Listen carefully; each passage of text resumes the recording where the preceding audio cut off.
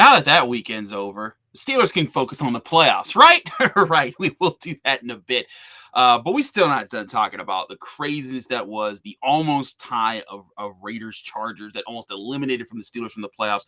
We'll get to that actually at the end of the show. But there was some big news that happened Sunday, or well, maybe big news, that we didn't get to talk about because of all the craziness that went on with the Steelers beating the Ravens and the Jaguars beating the Colts to get the Steelers into the playoffs.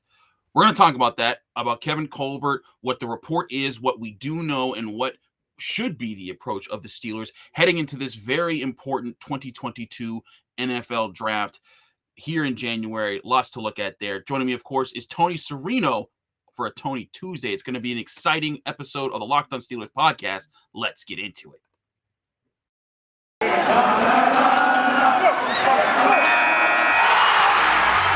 You are Locked On Steelers, your daily Pittsburgh Steelers podcast, part of the Locked On Podcast Network, your team every day.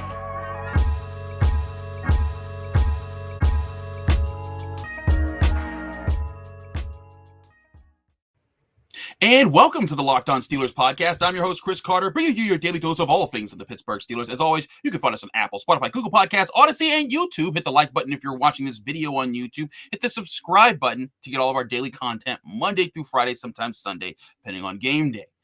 Today's episode is brought to you by OnlineGambling.com, the place to be for all the latest gambling news and tips throughout the NFL playoffs. Visit OnlineGambling.com/NFL to get the edge over the competition throughout this year's NFL playoffs. And here, joining me, is Tony Serino, because it's not just any Tuesday, it's time for a Tony Tuesday. He's back. Let's do it. We had to get back together on a Tuesday, a traditional Tony Tuesday, to celebrate what was the wackiest Sunday I've ever seen, maybe in the entire, I don't know, whatever. I'm watching football for 20, 30 years now. It's been a while, and I have not seen a Sunday that crazy, maybe ever. Yeah, it's certainly up there, just because it would have been different. Like Steelers fans have sat through crazy endings where, like in 2015, I think they needed the Jets to beat the Bills, or the Bills to beat the Jets in that one. Yes. In 2013, in 2012 and 2013, they needed, I think it was the Chargers versus the Chiefs both years. Yeah, Ryan and each year they needed Suck Up to either miss or make a kick. And in the years that they needed him to make it, he missed. In the years they needed to miss it, he made it. And it was just so frustrating. So in this situation, you get through the hard part. You beat the Ravens on the road with what's definitely a struggling Steelers team that's fought really hard to get to this point. You see the Jaguars pull off the unthinkable and beat the Colts while they're the 2-win Jaguars. Soundly. I mean, that was the hardest part. The Jaguars were 15-point underdogs, and they won going away. It was never close. That was the easiest part, and wow. It was insane, but you're right. It was the easiest part of the two. Like the two things that you thought would have been the easier ones would have been the Steelers beating our Ravens team that's beat up, and then just somebody winning Sunday Night Football. And of course, that almost didn't happen. We'll get to that craziness later, but I want to talk about something I didn't get to talk about much, and that's Kevin Colbert. The report came out originally from Ian Rappaport. Now, Ian Rappaport didn't exactly break news because people have been talking about this. But the report came out, Ian Rappaport saying that Kevin Colbert is expected to step down after the 2022 NFL draft. A lot of Steelers fans know he's been on a year-to-year contract. And that, his end was supposed to be soon. He took over in 2000. He's overseen the Steelers now through 21 years. He's been a phenomenal general manager. He should go to the Hall of Fame for all the work that he's done. All the Hall of Famers he's drafted to the Pittsburgh Steelers. So, I mean, that's a huge story. Now, I will say Dale Lally has been saying that was going to happen for a while now, but Jerry Dulac, of course, Dale Lally, my colleague at DK Pittsburgh Sports, Jerry Dulac comes out and says that his sources say Kevin Colbert hasn't decided on his retirement yet, and that there's no set plan. It could happen, if he's going to retire after this season, it would happen after training camp, maybe. All sorts of things here, Tony. But Tony, a lot of people out there on Steelers Twitter are just, well, why is he waiting? If he knows he's going to retire, why wait? And I'm like, I don't think anyone should be trying to push Kevin Colbert out the door. The game has not passed this man by. No, and certainly I don't think. I mean, I'm okay with him waiting until whether it's after the draft or like you said, the Dulac. The Dulac report in the Rappaport report, by the way. I mean, I know that they seem contradictory, but they're really not. I mean, No. you can mesh those two together. One says it's likely to happen. The other says it's not a done deal. Okay, well, yeah, I mean it's still likely, but not done yet. And then they say after the draft, and he says, well, maybe it's after training camp. I mean, training camp is after the draft. So I mean, you can put them all together. I'm willing to give Kevin Colbert however long he wants. I mean, it made a lot of sense that he was going to go after Ben goes, right? When Ben retires, so goes Colbert. I mean, it seemed like once Colbert went to year, it's like, okay, well, he's ready to walk away, but he doesn't want to do so while he still has a chance to win a ring. And you're going to have a ring as long as Ben, or you're going to have a chance at a ring as long as Ben's around. I'm fine with him staying. Like you said, this guy has been awesome, both in free agency and in the draft. These kind of mid-season deals. Whether it was Avery Williamson last year, bringing in certain players, Trey Turner this year, who, while he wasn't a great player, I mean, this is a team that kind of last minute loses David DeCastro, right guard. They got to get someone in a pinch, brings him in. The Ahkello Witherspoon trade, which was, I mean, the Steeler fans were just mocking that trade early in the year. And now, how about the end of the year?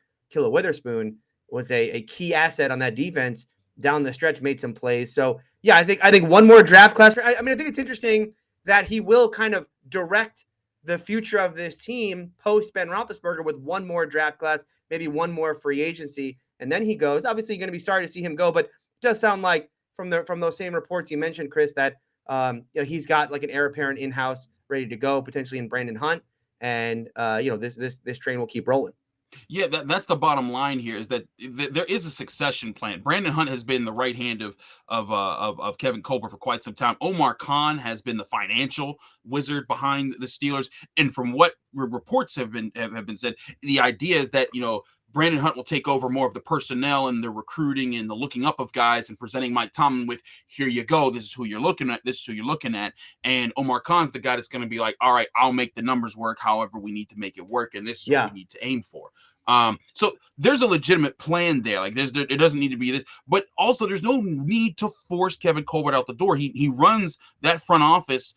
He's a great captain for it. He's been able to lead them to so many things. I mean, even in this last draft, all the people said don't draft a running back in the first round. The Steelers aren't in the playoffs right now without Najee Harris. He saved their bacon several times over, including in that last game against the Ravens with the way he caught the one-handed pass, the 15-yard run at the end of the game. He's a phenomenal player. Pat Freiermuth, you and I were on this show before the season, but when that draft happened, why did they pick Pat Freiermuth? What are they thinking? What are they doing? And here he is being a beast of a tight end and looking like he may be the next premier tight end of the NFL. And then they trade for Isaiah Loudermilk, who at first were like, what are you doing? And in a late season, everyone's like, go Isaiah Loudermilk. Even Ben Roethlisberger went from, man, no one's picking me up after a sack to, I love Dan Moore Jr. I think he's going to be a great NFL offensive tackle. All of a sudden, we're looking at this rookie class like, they're phenomenal. And speaks more to Kevin Colbert. Absolutely, and to have a draft class like that, I mean, it's one of his last. Look, he's had some misses recently. Of course, certainly everyone does. But everyone does. But certainly, when you look at Kevin Colbert's track record over, like you said, those 21 years, I mean, those misses are few and far between. I think there's far more massive hits, and I think you look at what he did in this most recent class, and I think it was an interesting class because it had an eye towards the future.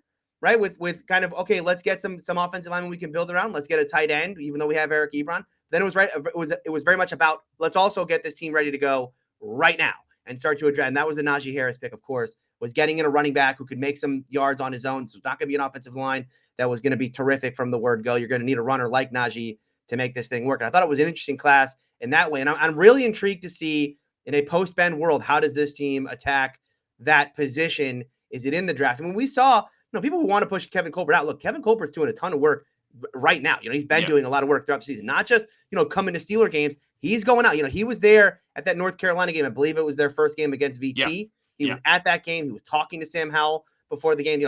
They are certainly doing all their due diligence on this entire class. Kevin Colbert at the front of that line doing all the due diligence on this class to figure out what do the Steelers look like in a post-Ben Roethlisberger world. That's going to be the big question. We'll tackle that question in just a little bit here. But first, I got to tell you guys about TurboTax, one of our great sponsors. People think unusual circumstances mean complicated taxes. But for TurboTax live experts, that's what makes things interesting. Life changes are exciting, and they usually have tax implications. Maybe you were a full-time employee who decided to freelance, and now you need some advice on how to file as a contractor. Maybe you started driving rideshare after your 9-to-5 job, or maybe you work in one state but live in another, and you need help reporting your income. Luckily, TurboTax Live has experienced experts dedicated to answering all of your tax questions and find every deduction for you. And you can talk to them from your phone without ever having to leave your house. Whether you got married, had kids, changed careers, TurboTax Live experts are ready to help you with your unique tax situation and get you the best tax outcome. To TurboTax Live experts, an interesting life can mean an even greater refund. But visit TurboTax.com to learn more about them. You do your thing. They've got your taxes. And Intuit TurboTax Live.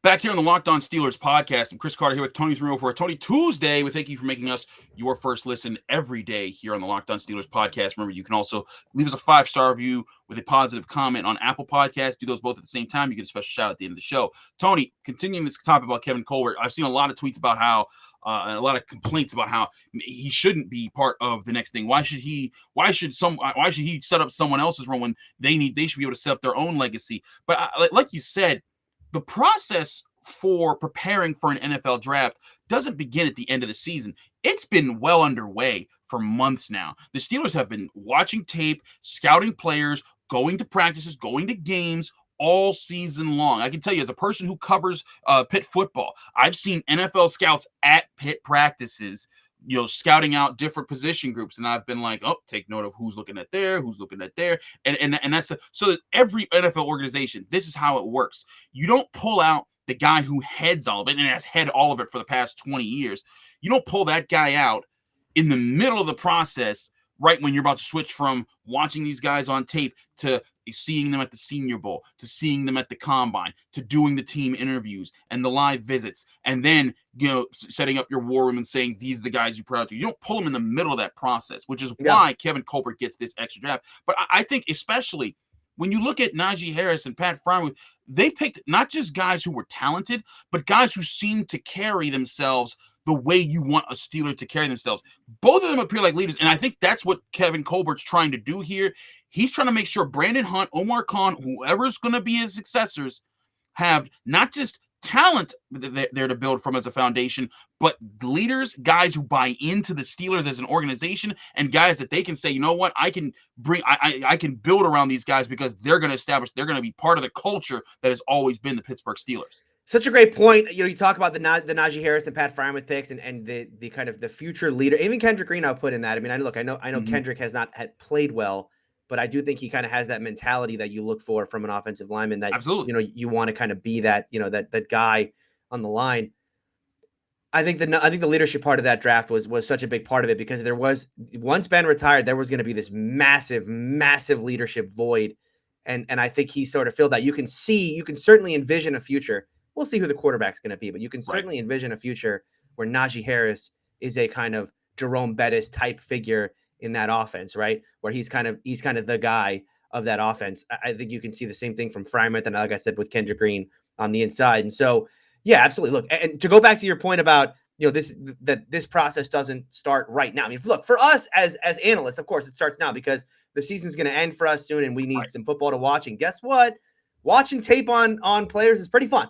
And so that's what we're going to do for the next 4 months. But that's not what Kevin Colbert, I mean, they've already done this. I mean, this stuff starts years in advance. There was a great series that Steelers.com did a couple years back where they talked with guys like Colbert and it was Mark Bruner, I think, a lot of guys in the front office there. And they talked about kind of how a draft class comes together and how this is really years in the making, right? These are guys, they're watching these kids their sophomore year and their junior year and trying to identify even then, like, hey, this kid is probably going to be a top-end talent for us in next year's draft. And they're looking ahead. And it also informs things like free agency. And hey, we know that the 2023 class is going to be light at this position. So we may need to address that in free agency if we're going to, if we need a starter there. Things like that are really interesting. And so Yeah, you have to. I think you have to kind of let Kevin Colbert do this draft class because he's led it already. I mean, this is we get into the people think about the combine and these pro days as like a guy shoots up from being like an undrafted guy to he's a first round pick now. That doesn't happen, right? That you can move your stock up and down a little bit, but they've already identified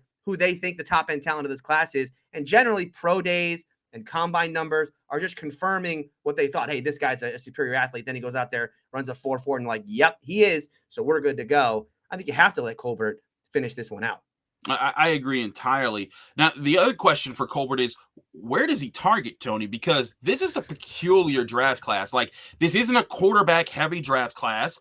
This is one where they have some really good offensive linemen, but like, is it the offensive line class that you want to that you're definitely committed to there? And the Steelers have several needs. They could go get a center this year. They can go get an offensive tackle. They can go get a quarterback. They can go get a cornerback. They can go get an inside linebacker, defensive line. There's a lot of positions that should be in play for the Steelers. And again, we still haven't addressed free agency. Free agency could change up that entire outlook with depending on who they sign this year and who they bring back. But I look at this group, obvious targets, Tyler Lindenbaum. That's the easy one that all Steelers fans are going to talk about. Center, superstar center for Iowa. You'll love him. He hits people out in space. He's dominant. Sign him up right now. Every Steelers fan would be happy. But, I mean, you look at the offensive tackle class. Evan Neal, to me, being the top guy there. I really like Charles Cross out of Mississippi State. There's dudes to build on there. But if you're Kevin Colbert, it's going to be tough to identify what you want to build upon, because you just up the trenches and say, hey, we're getting that, or a linebacker like Nakobe Dean out of Georgia, or guys like that. Or do you say, hey, you know what? I know that people are down in this quarterback class, but why not a Kenny Pickett or a Sam Howell or a Malik Willis or a Matt Corral or Carson Strong?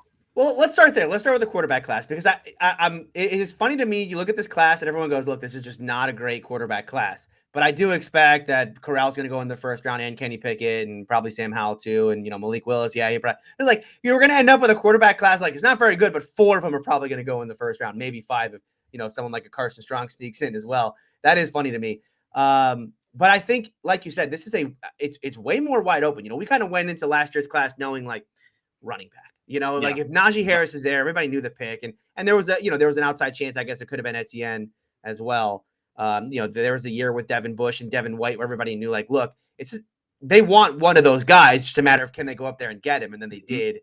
This year's class, though, I mean, they're going to go into this offseason, and obviously there's questions about guys like Juju, right? They're going to bring Juju back, because if they do, maybe wide receiver isn't like a massive need. But Washington's likely gone, and if Juju's gone, well then okay, you got a need at wide receiver. Inside linebacker, Joe Schobert's cap number is very large next year, and I think he looks like someone who, he's probably going to be hitting the road there. That opens up a spot. Inside linebacker becomes a need then. Corner, if Joe Hayden leaves, corner is absolutely a need if Joe Hayden walks. And then you talk about everything on that offensive line, right tackle, guard, center, I think are all places that you can look on that on the offensive line. So, and then of course quarterback, right? So I think it's wide open. It is going to be interesting going into this class and not really knowing specifically where this team is targeting, right? What position group are they kind of squaring in on for round one? We've known that the last couple of years of kind of like running back. Okay, is that linebacker? We know where they're going. This year, I think the board is open. Best player available for real this time, because there are so many options for this team. I agree. And best player available is the best way to approach it, because then you're not picking, if you're not locking yourself into the 7th best player at one position when you can get the first best player at another, and that allows you to keep building and actually getting the best player each year, so that at least you project to be the best player each year, to help with your moving forward. So I agree with you on that approach. And again, when you look at Kevin Colbert, one thing that people will say is the Steelers don't know how to draft cornerbacks. I get it. But at the same time, this man has seen the reclamation project of almost every position group the Steelers have had. If you remember, the mid 2000s, they needed to get an offensive line, that he put that together. Then that line whittled away. They needed to re-up that offensive line. He built it in the early 2010s. That lasted a decade up until now, when they've needed to rebuild.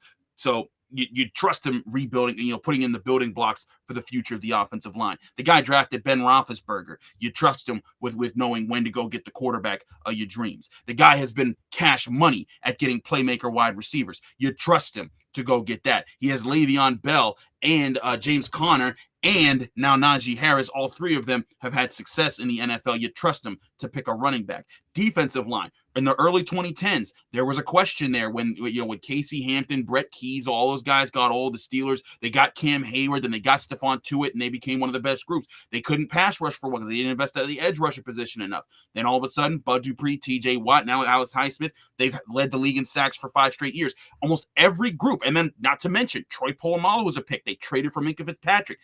Almost every group they have gone into and that they've committed to saying, hey, we're going to make that group better. They've done it under Kevin Colbert. So why not give him that chance to do it again? Absolutely. And wide receiver is another one there. I mean, wide receiver, it just seems like everyone they do. Ping. Yeah, it just hits every year. Recently, it's not as good because there's an open question about Claypool, although he looked good on Sunday, and then, James Washington didn't work out. But still, I think wide receiver has been one where he had that run there between AB and Juju, where it was just like everything this guy does touches the goal, turns to gold. And I think you're right. And there's so many different positions groups that he could potentially try to address this offseason. And you go into a season, into a year where, okay, you made the playoffs, but you're going to be losing more talent. And you certainly have some groups you need to target. So where do Kevin Colbert and this staff, like, where do they hone in on? Is it in the trenches? Is it offensive and defensive line? You look at how poor they were this year in run blocking, and you look at how poor they were in run defense. And do you start there, or is it quarterback, or is it corner in a pass-happy division now with Lamar and Joe Burrow in that same division? I'm intrigued to watch this year where Kevin Colbert and staff, where they hone in on.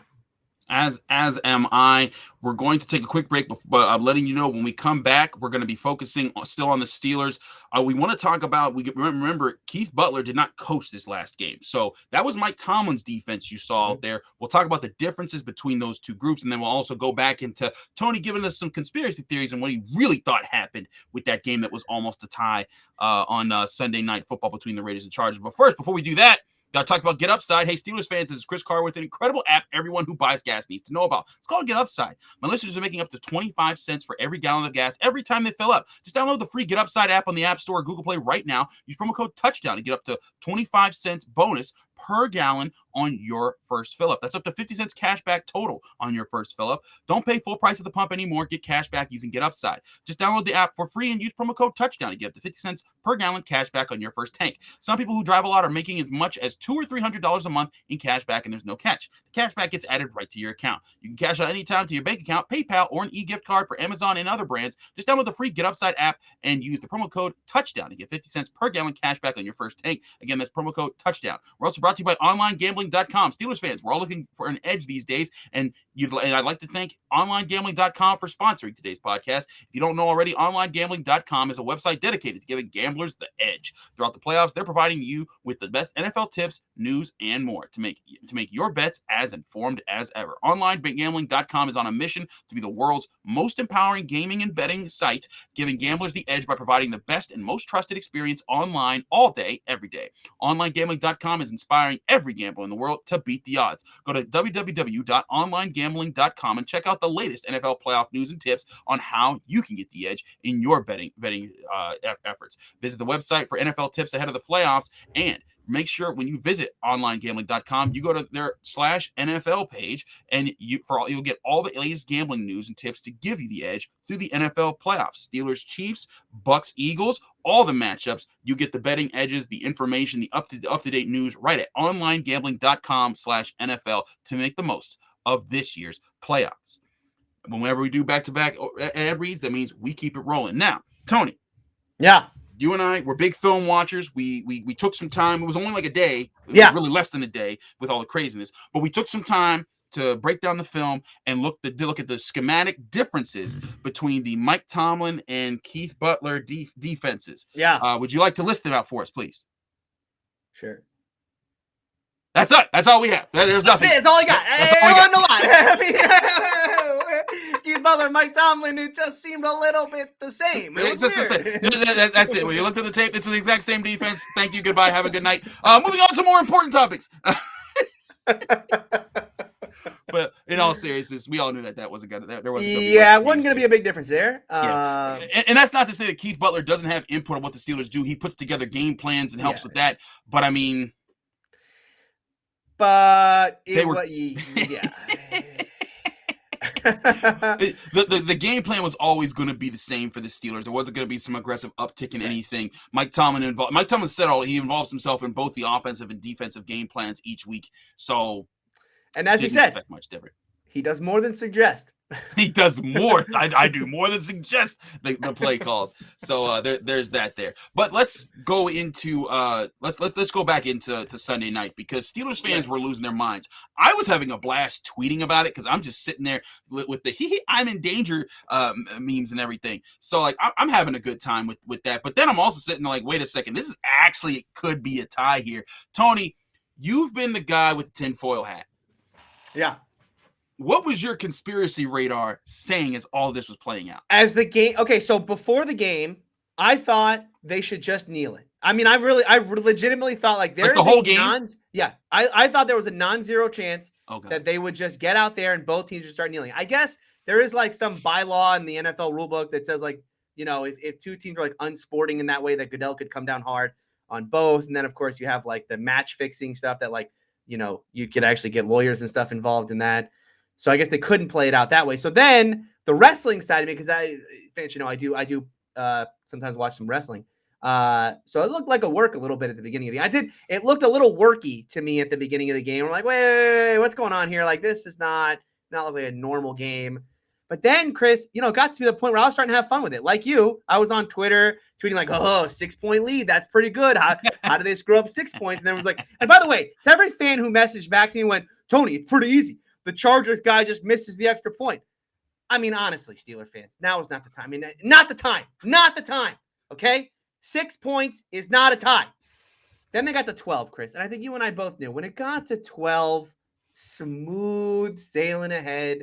Just book the trip to Kansas City. It's a done deal. Wrap it up. Then it went to 15, and I think every Steeler fan knew from that point. It was over. Look, I'm always conspiracy guy on the show. I will say this. That game couldn't have been a work, because if it's a work, why do you leave it at to 4? I mean, it was 4. How many fourth down conversions did the Chargers have? How many times? 6 of 7. 6 of 7. 6 of 7. And the only one, and by the way, that all of those were at the end of the game. The one that they didn't convert was that dumb one that Staley went for at like his own 15 or whatever. Always liked Staley, by the way. Loved his decision last night. Always loved Staley. I still take a timeout. I don't care what anybody says, trying to win this, that, and the third. If you didn't call a timeout, you were forcing them. The Raiders were taking all the clock anyways. That's right. I get putting your best run personnel out there, but yeah, good job on that. Because I think did they stuff Josh Jacobs on the next play with their best? They gave up a 10-yard run to set him up in field goal range. Again, this is not us complaining. This is just saying no. No, I mean it's prisoner's dilemma 101, because they broke the trust when they did that. Look, I know that people say after the game like, oh no, they were always going to get the field goal and all this yada yada. Look, the Chargers guy even said the Raiders guy after the game said we were thinking about the tie. We discussed it on the sideline, but when the Chargers call timeout, the Raiders have to start thinking, wait, why are you calling timeout? Are you going to try and like make us punt here? Do you want the ball back? Are you going to try and win? Because we're running the clock out. We're playing for a tie. But if you're not playing for a tie, then we can't play for a tie. So now we have to try and win again. I mean, they literally, I mean, it was prisoner's dilemma 101, and they broke the trust. And that led to, I think, Carlson trying the field goal. I just wish, Chris, as a fan, I was saying this to my brothers last night. Like, I just wish that, like, the Steelers situations could be normal. You know, like, I watch other teams, like, blow someone out, and it's like, that seems fun. That seems really fun. Like, blow another, like, win by 2 scores. That seems really fun. Or just, like, qualify for the playoffs in, like, week 12. Like, that would be really cute. I would love that. But the Steelers can't do that. They're just incapable of being normal. And so here we are. You know, the other thing I said is it is true that as a Steeler fan, you don't need a cardiologist, because if you can make it through a Sunday as a Steeler you're fan, healthy. Oh, you got a clean bill of health. My heart was going nuts. Both at the end of that Ravens game and then at the end of that Raiders game. Ooh, my goodness.